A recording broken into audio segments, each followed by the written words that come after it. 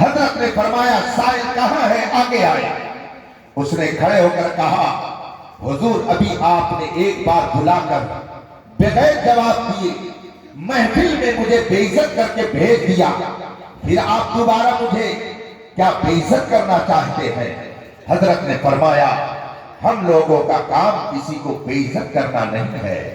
علماء اسلام اور مشائخ اہل سنت کسی کو بے عزت نہیں کرتے ہیں۔ اسلام کسی کو بے عزت کرنے کے لیے نہیں آیا ہے، بلکہ ہر بے عزت کو اسلام عزت دینے کے لیے آیا ہے۔ جو اسلام کے دامن میں آ جاتا ہے اسے عزت و وقار کی زندگی گزارنے کا شعور مل جاتا ہے۔ اسلام کسی کو بے عزت کرنے کے لیے نہیں آیا، بلکہ ہر گرے پڑے کو عزت کے تخت پر بٹھانے کے لیے آیا ہے۔ تاریخ اٹھا کر کے دیکھ لیجئے کہ جو لوگ زندگی گزارنے کا شعور نہیں رکھتے تھے انہوں نے دنیا کو زندگی گزارنے کا ہنر عطا کیا ہے۔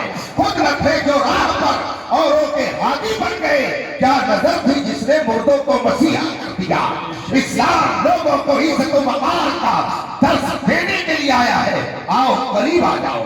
اب وہ قریب آیا، حضرت بہت پیار سے اس سے پوچھتے ہیں ذرا یہ تو بتاؤ کہ تم وہاں تھے تب تجھے پنکھے کی ہوا لگ رہی تھی یا میرے قریب ہوئے تب تجھے پنکھے کی ہوا لگی؟